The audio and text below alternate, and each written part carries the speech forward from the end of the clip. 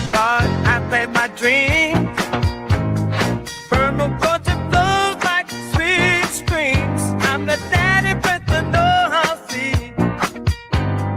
Creating the world like it's meant to be. Permaculture, P-I-M-P, I'm the king.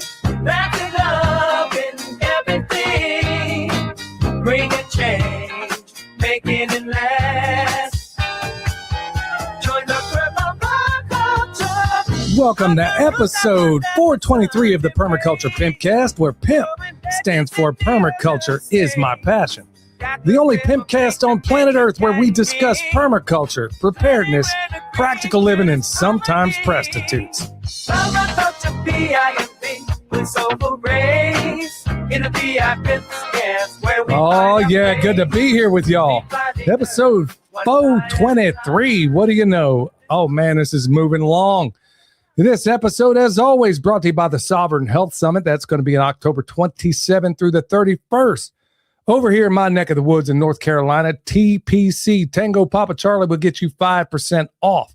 We're going to have Barbara O'Neill in the house, along with a number of other folks that are going to show you how you can get well and sustain it without having to go to the pharmaceutical industry. So we're really looking forward to that. And by the way, for the people that don't want to travel, it's okay.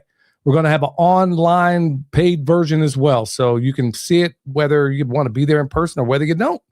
Also, I need to go ahead and put up this interview that I did with Inessa from Nessa's Hemp. And that's going to be 10% off with promo code PERMA. Folks, remember, I don't bring anybody on this show talking about anything that I don't personally use, at least not most of the time. And when I do, I let you know. But I've been using that product for over a year and a half. Look, for all you hooter bandits out there, if you think this stuff is going to get you high, that's not how this stuff rolls. This is CBDA or alpha. And she explains all the virtues of it in the interview that I did with her. But it might have been sensitive content for YouTube. So I went ahead and we did it on Rumble. But I think I'm going to go ahead and edit that and make sure it gets out to the wider audience here. And then finally, My Chronic Silver. And I ain't talking about the Snoop Dogg album from the 90s. Not the Chronic, but My Chronic Silver. And folks, I use that stuff just about every day, even use it on our animals when we have to. So you want to go over there and check out the virtues of that stuff because it does work. 10% off with promo code PERMA. And finally, now this is probably going to bust open all the floodgates right now, but everybody's been breaking my chops over not having bone sauce. Well, we got it now. It's back in stock. We just put 10 of each back on, and I'm guessing by the time we're done broadcasting today, they'll all be sold out. But who knows? I mean, I've been making this stuff like crazy since we now have the weather conditions to do so. Because when it was as dry as it was, and we haven't had rain in a while, I don't have the expert that we have today, Matthew Trum, to be able to tell me, oh shoot, you got a fire, bro. Here's how you deal with it. So that's exactly what we're going to get into today. All right, y'all.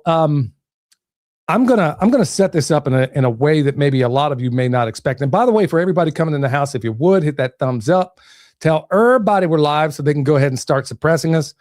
You know, if you got any questions, please put them in big capital letters because when I'm wearing these birth control glasses, folks, it's tough for me to see anything.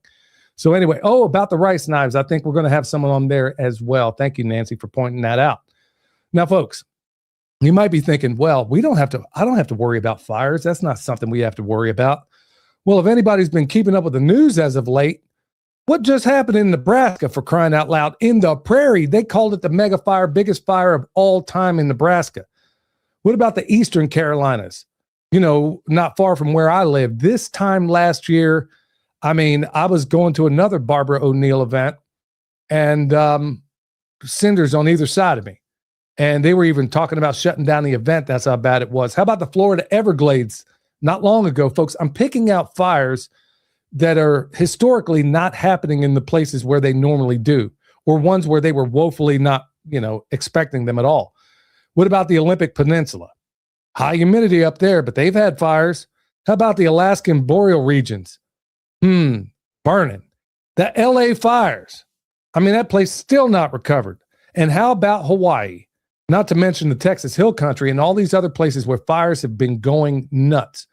So, folks, if you've seen the pattern to the show as of late, you'll know that we are spending a lot of time on preparedness. And judging by some of the responses I'm getting, people are thankful because you're thinking, well, I never really thought about that. Folks, I live in a temperate rainforest here in Western North Carolina. And we've had fires like nobody's business, especially with all this Chinese silvergrass that they brought in from the government.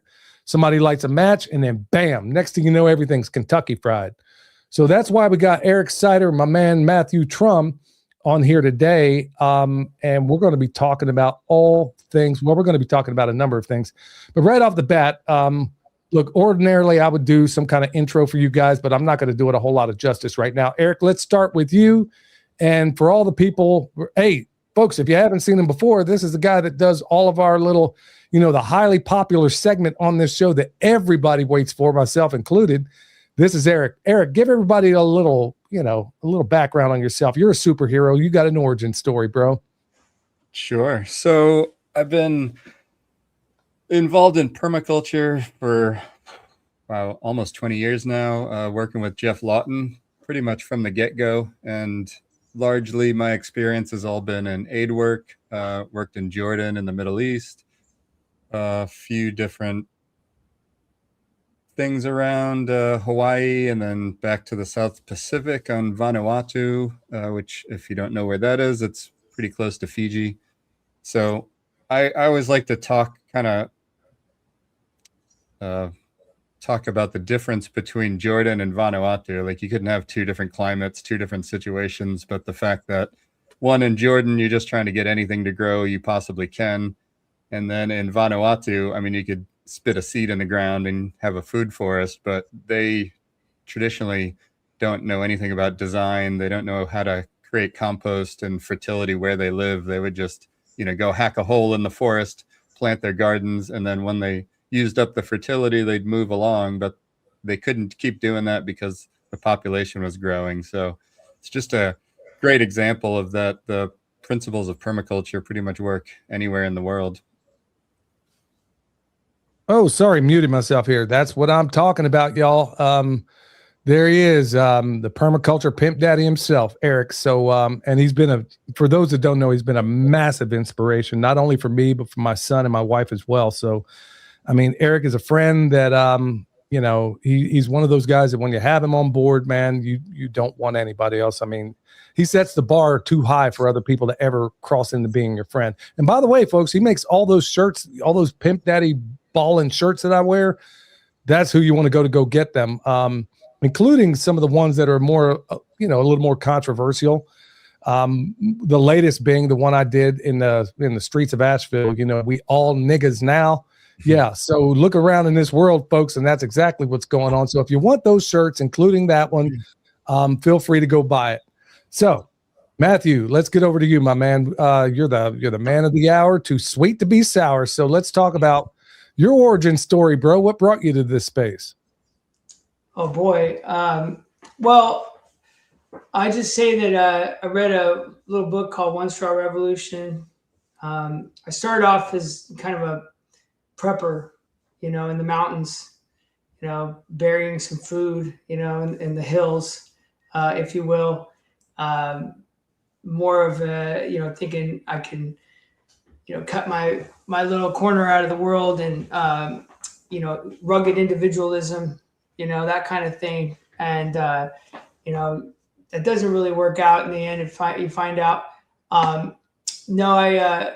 I was going down the path, of, well, okay, if I'm going to be more sustainable with food storage and this kind of stuff, that I need to grow my own food, obviously. And that's where it started. And very,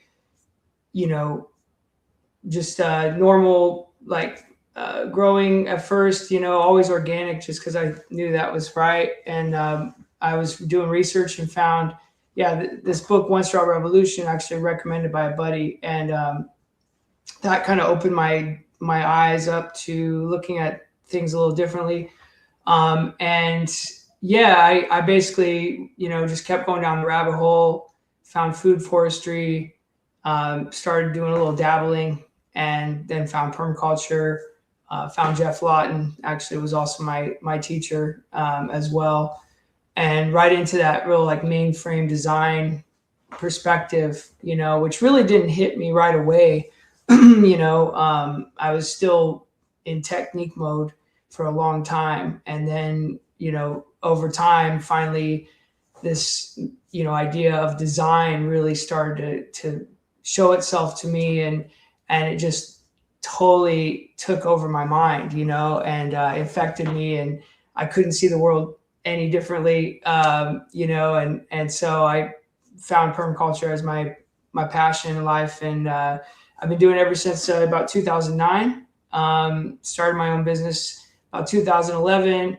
And then the official one that I've been running with this whole time, the brand Treetop Permaculture, that I started in 2014.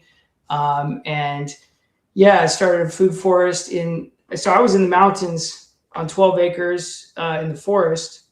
And then I moved down to urban space and I started a 3rd-acre food forest in downtown. And so kind of both perspectives. I'm very glad I moved into downtown because, 2018 was the campfire that burned up the town of Paradise. And that was kind of where I got into, that whole world of fire and fire response. I was teaching permaculture courses, had, a bunch of connections of like different resources that I've been getting for projects and stuff like that over the years. And just kind of kicked into action to help respond to the fires, and yeah, lend my advice, and then find out, they're inviting me up on stage with like the sheriff and the mayor and, all these like forestry service, all these big wigs, and I'm like one of 7 of these guys up on stage somehow. And in this big fire conference right after the fire. And I was like, wow, okay. Nobody's really thinking about these regenerative perspectives. And they started asking advice, and that's kind of where I've been. Not my choice to go down that road, of fire and post-fire sort of disaster recovery. But that's what I've been doing since 2018. And the property that I was living at before in the mountains actually burned the next year in 2020. And so then I had a personal experience with fire, and then went through the whole process of recovery on my own land and my own experience. And kind of, anyways, that's where I am today. Yeah, I could tell you more, but that's a bit. That's a good place to start. Before we get hopping and popping on this, Eric, you wanted to make a couple of announcements regarding, for the people that are going to have to bounce early and maybe come back, a joint project you guys got going on. Let's go hit that up front, and then we'll circle back to it at the end. Well, we're kind of collaborating on a school food forest garden program. It's something Matthew has developed, and I'm pretty much just stealing his recipe and trying to get busy on that in Sacramento. But he's so he can definitely tell you a bit more about the impetus and what he noticed to actually make a more long-lasting school garden project, one that actually works. And essentially it's more of a living classroom. So I'll kick it over to him and get that going. So, this was like full circle here. So when I was doing my work in Oroville, when I moved down from the mountain, I actually had just met Toby Hemingway in Sacramento, like a few months before I got offered this gig at this school garden. And he just came out with his book, Permaculture Cities. And this was right before he passed. And we met, down there in Sac. And, I remember talking to him because I was living off grid at the time, about 30 minutes from town, same like what he was when he wrote Gaia's Garden, the book that most people, maybe their introduction to permaculture potentially, a lot of people, that was their first book. It was one of the first books that I read in the permaculture realm. And he had just moved to Seattle a few years before, and then wrote Permaculture City. And so this was his tour for that. And I remember talking to him, and it was like, well, why did you move? That was a beautiful property. Like, why did you move from there? And he kept going into all of the energy order of living off grid, living far away from town and everything. And he's like, actually, there's so many more connections between elements, and resources when you're in town and all these things. And, I was like being stubborn because I lived in the mountains and I loved it up there. But at the same time, all these things he's talking about, like, you have to get gravel for these driveways. You got to drive into town if you want social systems, whatever. And and so I basically pondered that. And then I was in town. I did this compost workshop at a school. And, we put it in a compost system there, a 3-bin system at the school. And they liked it so much, they had offered me to be, a teacher at the school. I was like, well, I've never taught kids or anything, this isn't anything I don't know if I feel comfortable with this. And then not too long after that, this opportunity for this home came up, and I was like, here, Toby passed, like right then, like it was like in that same period.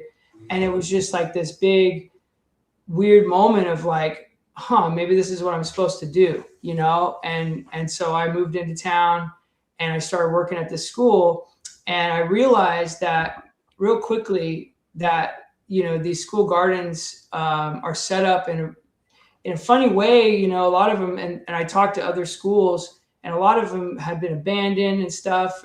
And it was just some disorder amongst these school gardens. And I was like, what is going on with it, And so I really tried to tackle that, and actually taught at a school garden symposium the next year in Sacramento.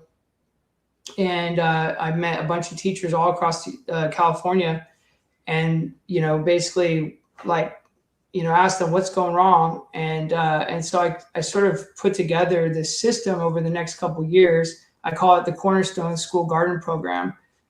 Cornerstone, because I feel that, it is the foundation for getting kids introduced into this regenerative mindset, right? And I've tried to teach adults for many, many years.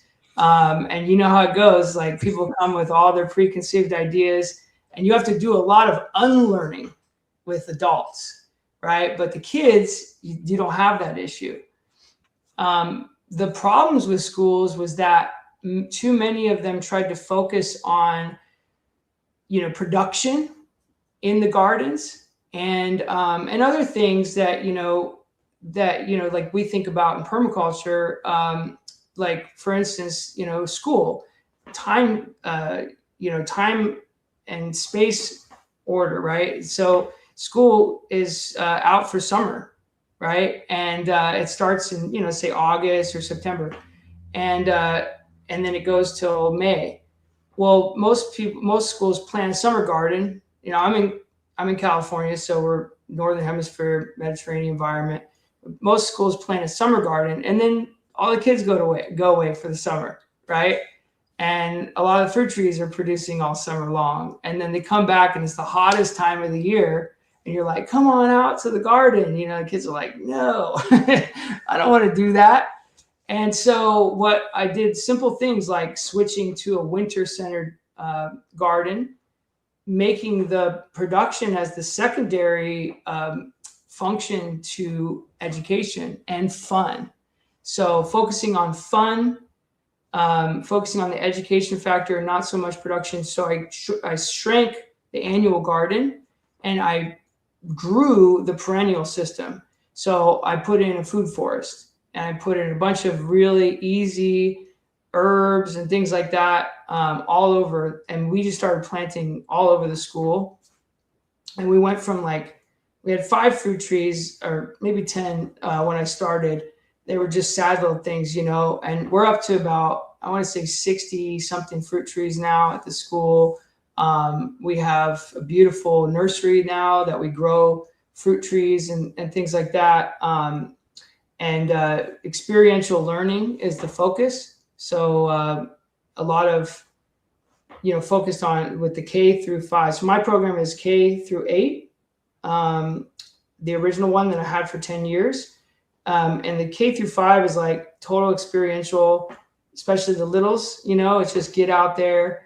And every day, we have sort of a set plan, but if there's something that comes up, like say there's some lizards or there's some snails, like we had snails in our chard the other day. And so I was like, oh, look at all the snails. And, the little guys, they started picking the snails, like, oh, look at the baby snails. And next thing you know, they had like 10, 15 snails each in their hands. And they picked the snails out of the garden for me. And they loved doing it. And then we took them inside and brought them to the principal to show the principal and freak her out a little bit. But they were having so much fun. And most of these kids had never seen snails, never held snails. So they weeded the garden, they had a great experience and they'll never forget it. Just as an example, and as we go up, through the grades, I slowly but surely introduce permaculture design to the students, starting with the ethics, the principles, like we'll do a 1 principle a day thing in the elementary. And then, all the basic, stuff for gardening, how to plant, how to compost, soil, all that kind of stuff. So by the time they hit, 6th grade, they know how to do everything. They understand permaculture design completely. They understand ecosystem function. They're dialed in way more than any adult that I deal with, that's in their 20s, 30s, 40s, and so it's quite amazing. And junior high, we go into a club. So it's called the Junior Garden Club, where they actually, get to make choices of what they do. And I start to introduce the idea of making money, right? So now we grow the plants and we sell plants in the nursery. We start to make products. We do spice blends. We do fruit leathers. We do other products. We sell those products. And they get to make those choices and they start to understand wow, I can make some money doing this. And last year actually was the first year. That was my goal. We paid for all of our supplies for the program based on the sales in the Junior Garden Club. And it's pretty amazing. And so the only thing I've been wanting to do for a long time is start a high school program because they dropped off at 8th grade, and that was kind of sad.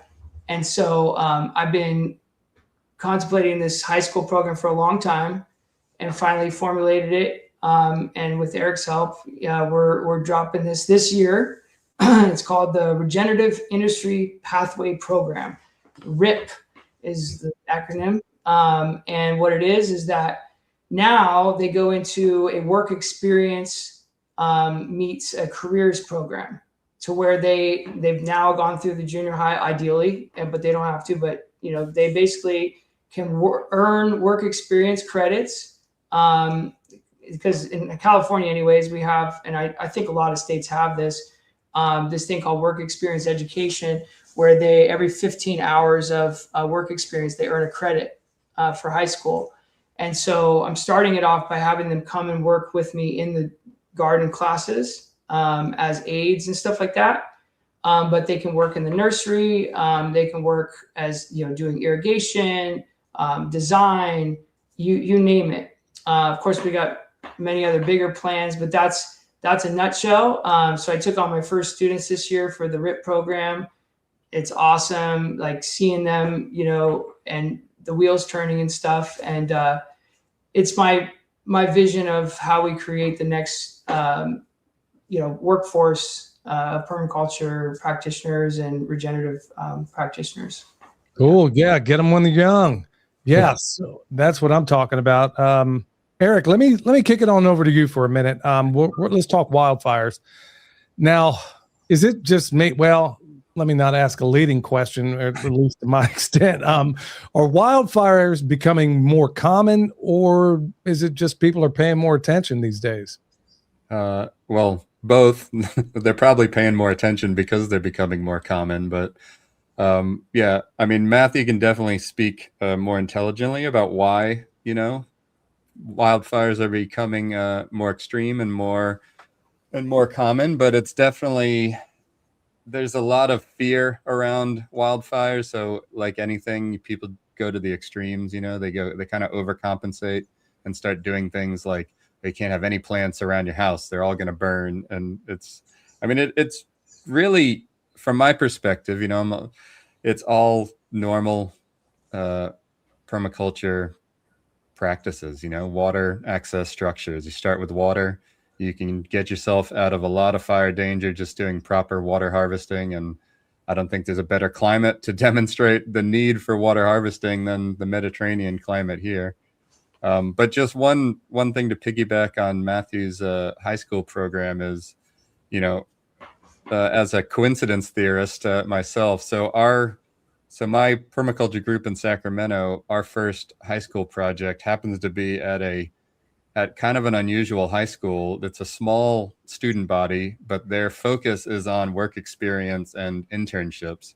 So that just happened to be the connection that I made. And so it just dovetails perfectly with what Matthew's setting up. And then, kind of coming at it from the other direction, starting with the high schools first instead of the K through 8. But yeah, I think with our collective knowledge and, obviously anything to do with a public school, there's always going to be bureaucracy and nonsense, and most of them have no money. So I think focusing on revenue generation from what you can do, and not like the whole idea of we're going to grow all the food for the high school, I think it's kind of a nonsense idea for the students and the teachers to be part of that. What I think would make a lot of sense is that's like a business for somebody, that there's all this land that the schools have that they don't do anything with. So that could easily be a market gardener that wants to create a farm on the school property to then sell whatever the arrangement to give good, healthy food to the school. But it doesn't have to be the school's responsibility to grow their own food,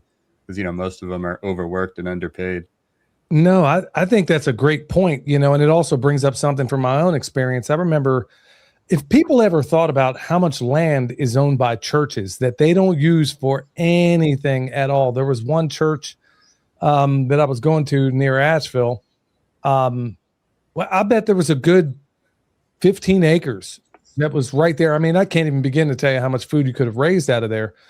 And cleaned up some of the woods that are down there just by running pigs or goats or something like that. And when I approached them about it, they're like, I'm like, nobody's doing anything with it. So it seems like we have a wasted opportunity all the way up and down. Swinging back to this fire risk, I think enough people, myself for a time included, don't really put a lot of thought into fire risk. So Matthew, I mean, where do most people go wrong when it comes to wildfire risk or fire of any sort? Yeah, I mean, it really starts with understanding how, these ecosystems function. Honestly, I mean, you could look at a surface level and you could put Band-Aids on and talk about hardware, hardscaping. I mean, it is true that, your house is the last line of defense, and there is a few simple things that anybody can do around their home to protect their house from wildfire, like making sure that there isn't anything that's dry and organic right next to the house if you're in a fire ecology. Things that can ladder to the home, wooden fences connected to the home. For instance, even just in a 10-foot section, if you replace that 10-foot section of wooden fence with metal, if you replace your wooden pergola, say with, steel or something, or you can even cover it, which, I love cob, I love natural building and stuff. So, covering with earth and plaster is another option if you can. The screens that go up to the vents, down to a 1/8 of an inch vents, on the attics and the basements, making sure that the gutters are cleaned out, things like that. But water, as Eric mentioned, being in relationship with water, having water systems readily available, having water storage. If you have land that has gravity fall, you want to have water storage high up in the landscape, because one of the first things that happens in a fire is that the power goes out. They'll cut the power because that can cause further problems when the fire goes through the power lines. So they cut the power off.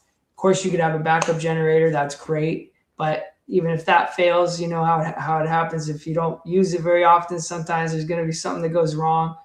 Foolproof is gravity, right? A tank with gravity going to sprinklers, going to fire hose, things like that. What we found is that one person that's a little bit knowledgeable left behind in these fires. I mean, of course, public service announcement, I'm not advocating that you stay behind, but actually if you are knowledgeable enough and you can stay behind, and you know what you're doing, you can put out spot fires with a fire or with a little hose. There was a guy in Concal, this one of the big fires that broke out here, and he literally saved his and his neighbor's house with a 12-pack of beer. Because that's all he had. There was no water, and he was literally cracking beers and like pouring out little spot fires. And it's literally as simple as that sometimes, because the initial fire that comes through isn't actually what usually burns the house down. It's the embers that land and start little spot fires that actually cause the problem. And of course, a moist, landscape, a landscape that has the right kind of trees, the right kind of plants, good design in a fire ecology, that have, broad leaves, many broadleaf trees, and most of those are fruit trees, near the home, right? So you maybe want to replace, let's say an oak that's right near the house with something that's also going to provide some shade eventually, say a mulberry or something like that, and that has broad leaves, and they can actually stop the fire as well. But yeah, that's little things that you can do. But understanding the ecology ultimately is that's the long-term fix, is understanding like why these fires occur in the first place. Because we're way out of balance with, these systems, and we're kind of at a tipping point where we've lost a lot of the function in the ecosystem, and all these animals that used to be here, and the fire in our ecologies here, the natives used to burn frequently, every year or every 3 years. They used to burn the the forest on purpose, for native plants to germinate, to create more habitat for the grazing animals, so they could have better hunting, and so forth. And, those fires burned, but they burned cool because it was a constant regime. There's a quote that says, you can light fires in the best of conditions, or you can fight fires in the worst of conditions. The choice is yours, No, that's a great point, because you're bringing up something that I was going to ask about anyway. And that's, the intervention that we've done in society, whether it's clear cutting a place that probably ought not to be, or unobstructed wind, or, how much of the disasters concerning fires are man-made, do you think? And, if we just kind of left more of the natural systems in place, how much, because every time you turn around, now I'm one of those people, and I'm just going to say it straight up here. I'm one of those people that thinks that a lot of these fires are being orchestrated. When you look at what the UN maps for sustainable development are, sure is curious that a lot of them, especially in California, seem to be happening in those places that they've already made little contracts for. There's a lady, actually, Deborah Tavares, who's actually out in California, and she probably blows the whistle on this more than anybody. But I guess what I'm asking is, how much of this stuff is man-made or man's irresponsibility, and how much of it can be prevented? It's a hard one to answer exactly. Obviously, we don't know for sure about some of that stuff, but I've seen the same, kind of things. I've, obviously been in this realm for a while.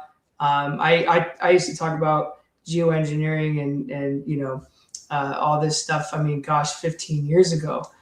before anybody was talking about it. So I know, I mean, these things are happening. It all contributes, but really we're dealing with a system that has been degraded for a very long period of time already.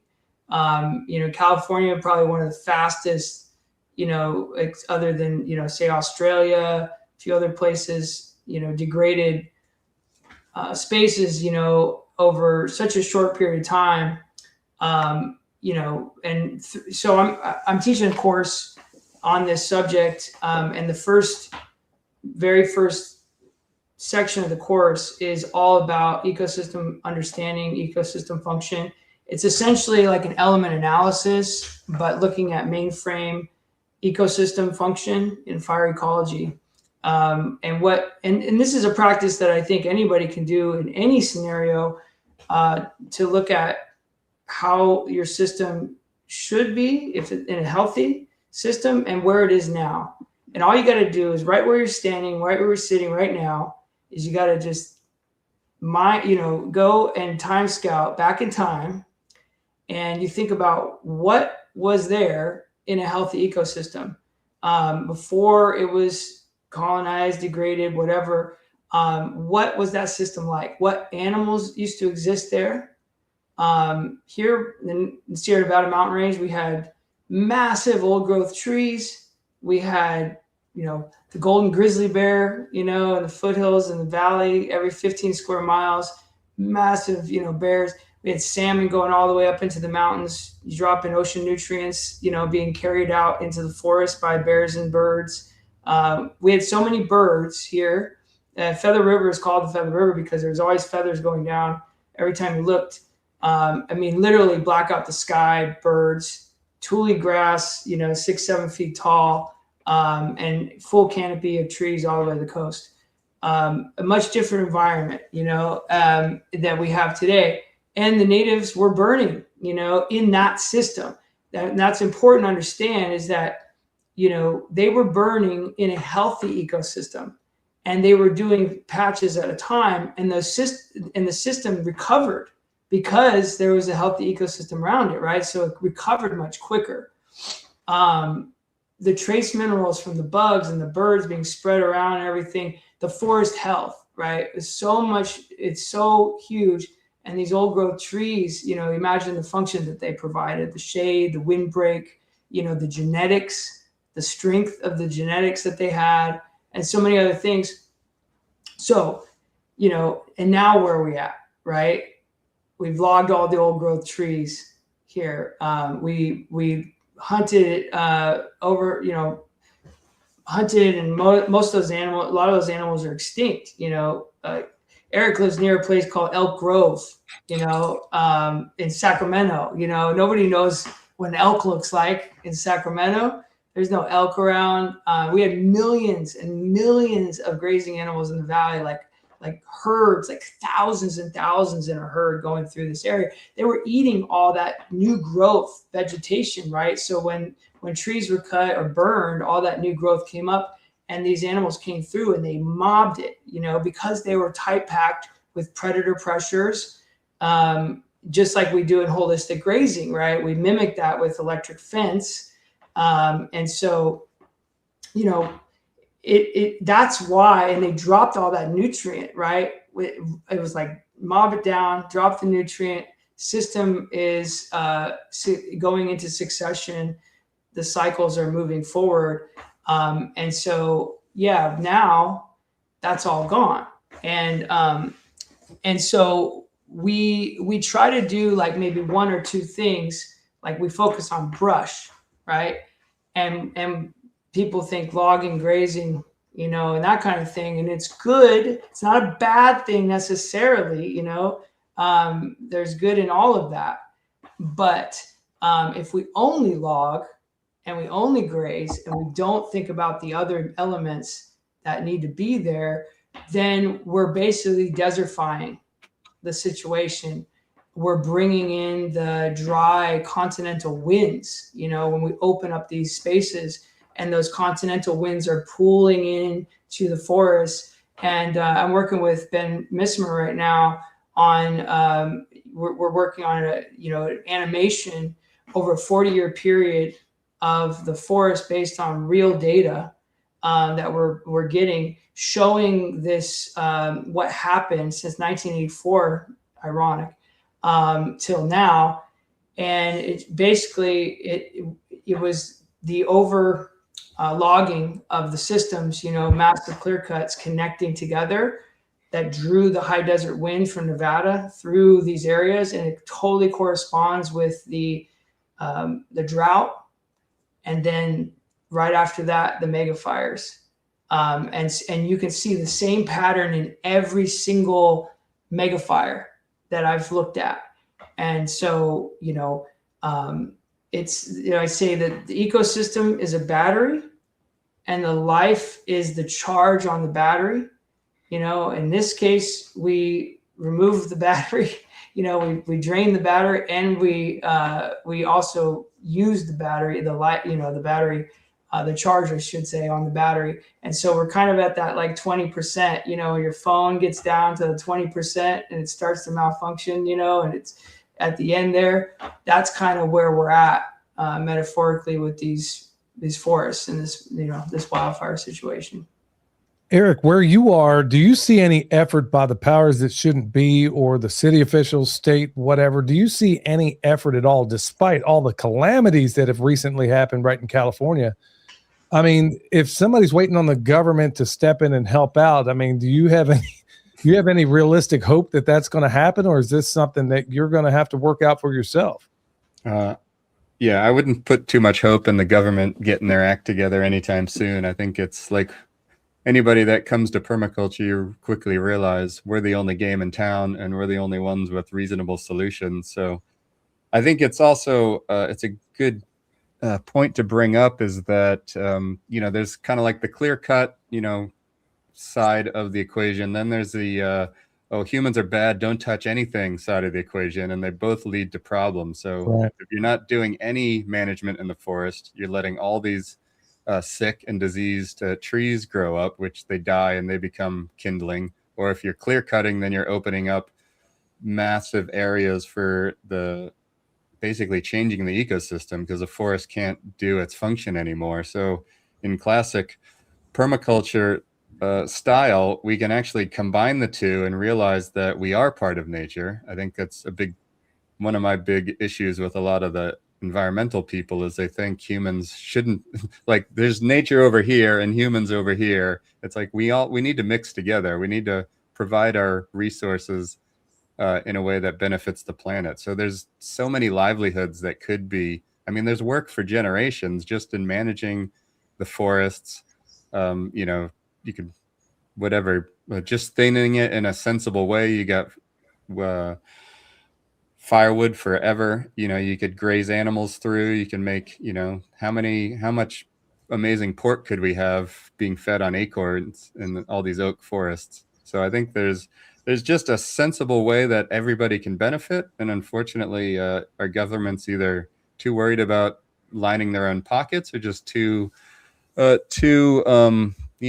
full of bureaucracy to get out of their own way. Hopefully, with the course Matthew's developed, and, we can get the ear of some forward-thinking people, we could actually, make some changes. But I would say don't hold hope for anybody coming to save you. But there's definitely a lot you can do yourself, with your own property. And the more of your neighbors you can get together in a whole mainframe water harvesting system, you guys could be the island, the oasis in a scarred landscape for sure.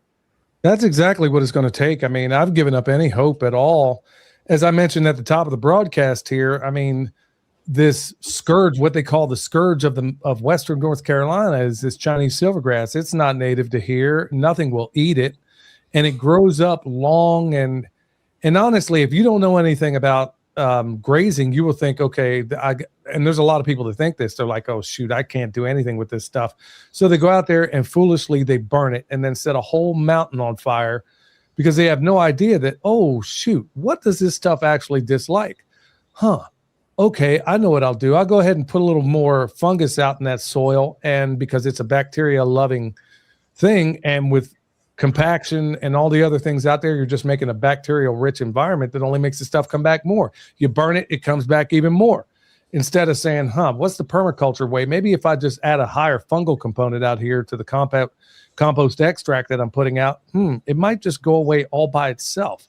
So that brings me to, Matthew, that brings me to something that I think is really the nuts and bolts of what we're getting down to here, because so many people they're going to hear this. They're going to like, okay, yeah, we know there's a problem. We got fires, as I said, from the very beginning, popping up in places that nobody in living memory ever recalls hearing a fire at. So if you had to pick, I mean, are there 3 top things that somebody should do to harden their home right now? For, whether they're, like I said, Nebraska, whoever thought Nebraska would be up in flames? And here it is. But if you had to pick 3 things that people could do to harden their homes right now, what would they be?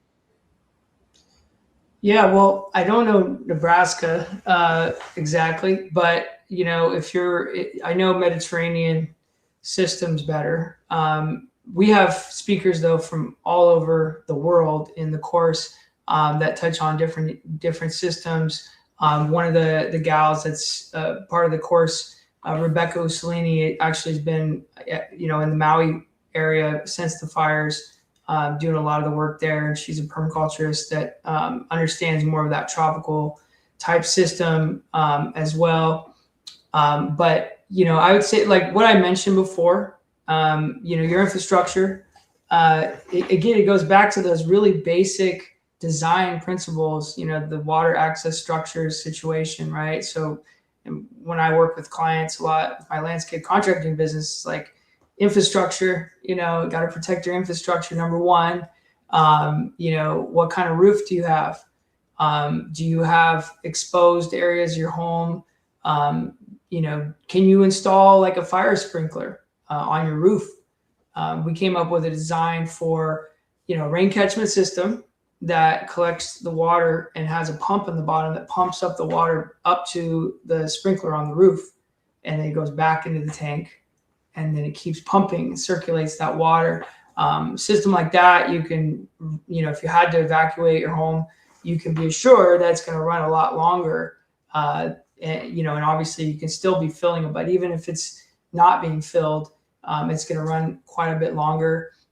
Setting up, like if you will, a fire moat with not just, native or not native, but I mean, it can be native or non-native, but the right kind, like I mentioned, fire resistant plants and trees around your home. And you should have an exclusion zone, right near your home, that you're not growing anything woody. You're going to keep it nice and clean, as far as, you can have an annual garden there, but you're going to keep it clean. You're probably not going to use a traditional mulch. You probably want to use a living mulch. You're going to want to keep that, moist, which is again, back to like having good water resources on your land. Right. So always, it's what we do every day. And this is kind of like back to the school garden thing. It's like the school garden and then responding to a disaster are like to the opposite ends of the spectrum. Okay. So, we're teaching permaculture in the schools because what we do in permaculture every day is the same thing you need to do for wildfires. When we have to be on the opposite end of like responding to a disaster, responding to these mega fires, that's the end of the road. Like we don't want to have to be there, but we apply those same principles in response, in, immediate prep for, fires, etc. But we hope to be on the winning end, right, of it, and just applying those same design principles every day. And if you're in a fire ecology, yes, you want to have heavy water focus. Where does your fire come from? Where are the summer winds, the fire winds? You got to know your aspect, right? Know where that's coming from. Could you put a pond there? Could you send your gray water system in that direction, right? You want to really focus your moisture in those areas. And if you could release water into, let's say, tanks, or if you have a pond or something in that space, you're going to be much better off. Yeah. Eric, I'm going to go to that other side of my head where we're going to talk about the more conspiratorial side of this thing. Right now, with the testing that we've done, we know that we have aluminum, barium, strontium, and who even knows what else that's falling from the sky. And I think people like Dane Wigington, Ariana Masters, and a number of others out there have made an unimpeachable case that in some cases, even Dane's talked about that they're dropping fire retardant or anything else, I mean, from the sky. Are you aware of any way, this might be a loaded question and maybe even impossible to ask, but I'm going to ask it anyway. Is there any way to, I mean, let me put it this way. Back when I was in the Army, one of the ways in which we would make thermite required, now I got to be real careful about this or they'll pull the feed on this. I'm not going to tell anybody how to make thermite, but I will say that aluminum is about half of the components that we use to make thermite. And folks, if you don't know what that is, it burns super, super hot. Now, I'm not going to say the rest of it because I think they'll pull the plug on this thing. They're dropping aluminum out here. I mean, do you think there's intention to create the status quo that we now have where every time you turn around, there's a fire everywhere? Or do you think this is largely just poor management? Well, I definitely think the government's trying to kill us. I don't know what other, I know that sounds extreme, but I don't know what other conclusion you can come to at this point. Like ignorance and well-intentioned stupidity only gets you so far. So I'd say there's, how many of the people are in on it? How many of the people even aware of what they're participating in? I don't know. It doesn't even really matter. It doesn't change my behavior. I get up and the same thing is, how can I get more permaculture out into the world? How can I, create more good soil, more good organisms? I think that's really on an individual level. The only thing we can do is make sure your soil is as good as possible and make sure you're growing food in your soil. And so I think that's the best defense we can have for whatever's happening, whatever you think is happening in the world, whether intentional or not.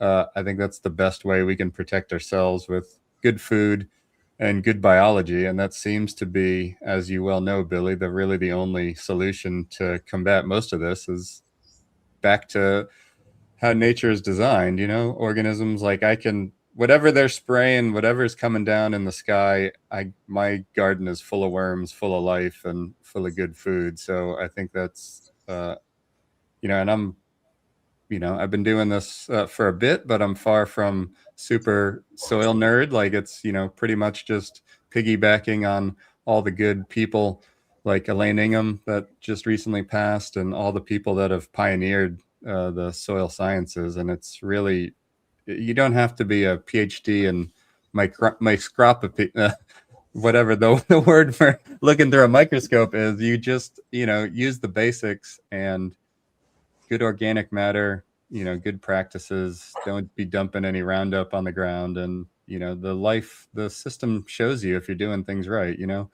As Bill Mollison said, resources start to gather around you if you're doing something right. Like just this past year, I had lizards show up. Haven't had lizards, I've been on this property about 4 years now.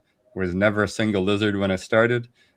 There's none of my neighbors are doing anything interesting. So where the hell the lizards come from? I don't know, but I got little lizards everywhere now. And like, if you hear Jeff talk about in the Greening the Desert project in Jordan, they have rare chameleons in their food forest now. And if you have ever looked at any of the videos of that site, it looks like Mars. Like there is no wildlife corridor where a chameleon was going to slowly walk, but somehow there's rare chameleons in the Jordan, in the Greening the Desert. Like, how do you explain that? I don't know, other than they're just doing something amazing and wildlife knows where to go, I guess. Man, I'm so glad you brought that up because, for the record, we do have an abundance of lizards and chameleons. They just happen to all be in Washington, D.C. right now and in our local and state governments. So notwithstanding those, I get the point. And you know what? And you're bringing up the answer that I was hoping you would, because really at the end of the day, what we're finding out and what we found out with the testing that we've done, even amid when they hit Western North Carolina last year with that hurricane, and everything was absolutely decimated in terms of I mean, we had some toxicity that was off the charts. In the areas that we treated with BioComplete compost and also with the extremophiles that we got from Dr. Will, we cleaned that stuff up. And had I not had the testing, I'm sure nobody would have believed me. But $30,000 later, we come to find out that, we tied up 99% of it using biology. No matter what they're dropping from the sky, all of it was tied up in medium and long chain carbonic acids. So we know that we do have solutions all the way back when Chernobyl happened. The Lubka farm, which was downstream. And what were they doing there? They were making windrow composting there. And they found out right then at that spot, of course, they didn't let the rest of the world know about it until 25 years later, that at the time of that accident, they couldn't get a Geiger counter to go off at the Lubka farm. Why? Because the bacteria, the fungi, nematodes, protozoa, arthropods were keeping everything in balance despite the fact that they were being bombarded by radiation. And let's not forget the archaea as well. So like you said, Eric, you got good soil. It seems to me, now I can't prove that, and like you said, Dr. Elaine is no longer with us, but it sure does seem that in every case I can think of, that just having good biology out there will solve a lot of these problems. Okay, it's not going to keep them from starting a fire necessarily, but to a certain extent, it just might. So Matthew, let me kick it on down because we're coming to the end here. What we're talking about fires. I mean, is there some basic equipment that folks should have on hand? Or are we talking primarily just really good design of your property? Well, design is always going to be, the end game for me is you're going to have that. But I mean, understanding what your system is like and what was its healthy ecosystem. Are you in a woodland? Are you in a meadow, grass environment? Are you on a riparian system? What was your system like? I go back to that, when it was healthy, what were the functions in that system at that point? How do we mimic the functions of those elements that are no longer there? Like here on my property right now where I'm at, I just started, I'm on a place that hasn't burned now. And I just started a wildfire resilient course here, a local one too, in addition to my online course where I'm bringing in neighbors. And what we're doing is we're thinning, a lot of the trees around the home for one, which we're mimicking the grazers, right? We're mimicking the bears, we're breaking branches, breaking it down. We're mimicking the biology, right? By making teas, making compost teas, using fish emulsion, mimicking the salmon that used to flow up the mountain. We're also mimicking the fire. I don't know if you've ever heard of Dr. Lee Klinger, but incredible book that he wrote called Forged by Fire. I highly recommend anybody. And what he's developed is a system called fire mimicry. So, a lot of places you might not feel comfortable with burning, or can't do a broadcast burn because you're too close. You can mimic fire for the health of your trees and for the resilience of the trees by doing things like cleaning up the sides of the trees and then using a torch and actually like torching the tree on the outside. It actually kicks the tree into an immune system response, and it actually will push out bad fungi that's in the tree. It will just be adapted and better responsive to when a fire does come through as well. We're making biochar here. We're in the, Eric mentioned earlier, like one of the principles that people often miss in permaculture is that gain a yield for every action. This is such an important piece. We are part of the system, and everything in nature does this, right? Like every animal in nature is out there for themselves, but they're providing for themselves in a regenerative pattern. So everything, all their waste product is taken up by another element in the system, right? Well, we're no different, right? So we need to think about we call it fuels to tools. In the course, we have a section called fuels to tools. So we're saying, okay, as we're doing this work, because we can't just do this for free, and we can't depend on the government to be, spending billions of dollars throwing money at this problem, but it never, really solves it. And we need to see what are the other yields that we can get out of these systems. The obvious ones: fire, wood, biochar is a yield, cordage, basketry, craft wood. Like the East Coast is pretty good with the craft hardwood industry, but in the West Coast we don't have that. And I think we need to bring in those craft industries back into the forest to diversify, because all we have is timber, and we really don't need all that timber. We need main beams for homes, but we really don't, especially here in these fire ecologies. We don't need to be making our houses out of all this wood. We need main beams, and then we can use other materials. And hemp is one of the best ones. And hemp is a bioaccumulator, right? It accumulates heavy metals. And that, in conjunction with good biology, is something that we were actually recommending to the big agencies here for the bioremediation from the toxins from these fires, is how do we grow hemp in a lot of these areas downhill from where these fires occurred. No trees are going to be growing for a while, so it's got more sun. You can grow hemp for a while. You can make that hemp now into building material, hempcrete, whatever, put it with the toxins, in a stable situation inside these homes where it's not going to have a problem. It's not going to leach out into the environment. They're solving two problems at once, things like that. Man, that's what I'm talking about, man. Wow. These are the conversations I miss, y'all. I mean, they really are. When you're hearing legitimate solutions to, all the problems that seem to perplex us every single day. All right. Matthew, where does everybody, how do they get a hold of you, or how do they get a copy of this course? Because I imagine there's going to be a number of people that are thinking, never really considered fire before, but it's something I'm definitely considering these days. How do they acquire that?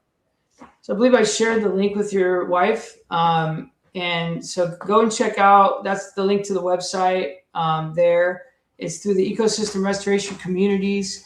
And we have a big group, and power-packed heavy hitters on this course. John Liu, Jeff Lawton is in the course, Brock Dolman. We've got Alan Booker. We've got Nick Rotundo, Paul Wheaton, Matt Powers, Miguel Elliott, Sir Kabbalat. We got Penny Livingston, who I worked with up with Dr. Elaine when I used to work for Elaine. Eric Olson's in the course. Casey and Keisha Ernst from Catalyst Bioamendments, and so many other experts. We got local native tribal members in the course. We've got folks that have been doing community response. So power packed. Go check it out. We've lowered the price to make it accessible for folks. It's only $4.95. We have 10% fire survivor discounts. We have group discounts. We have payment plans. Like, we made it really accessible. It's basically a 4-month course where we go through literally the holistic look at wildfire, from ecosystem understanding to design to creating a plan for your situation, holistic management essentially, and post-fire response, and then taking action and getting connected with people doing that kind of work all over the world. And as far as for me, I also sent you a link to my bio. It has everything in there, including information about our school garden program that me and Eric are working on out here. If you are interested in getting a consult to look at putting in one of these programs at your school, give us a shout. We'd love to, give you a design. We can do most of the stuff remote nowadays. We've got a lot of really good tools to do that nowadays. And I would love to share that system. It's working, and I've been doing it for 10 years now here. And I think that's the real solution. The dealing with the fire problems on that end. It's important, But to save the next generation and make sure we don't get into these problems, it's all about the school program. Man, I think that's a winner in a big way, and I can't agree more. Eric, where does everybody find you, my man?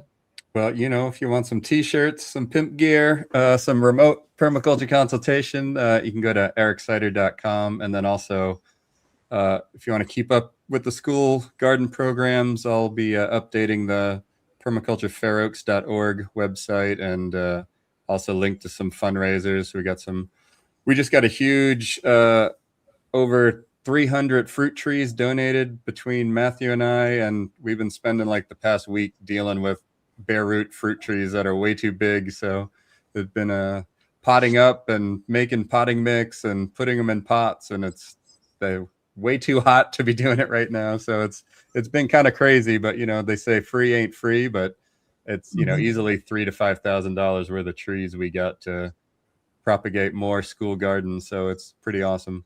Yeah, if you're in the Sacramento area, we did this to literally seed school gardens. So reach out to us, because we'd love to gift your school some fruit trees, and then get our foot in the door there, maybe to get a program in. Yeah, maybe not the ideal time of year to be able to to do this, but hey, like you said, free is free, man. I'll take it any way I can get it. Well, hey, y'all, thank you so much for checking us out. I want to thank my guests, Matthew and Eric, for checking us out. Till next time, y'all, stay alert, stay alive. Wisdom from soul and permaculture stream. Let the ideas unfold. I'm moving with the truth. Feeling nature's good. Who's got the answers? All we need to do. Listen to the earth, they got us. Change, watch the world spin. From the smallest sprout to harmony begin. In the cycle of life, where the magic's alive. To the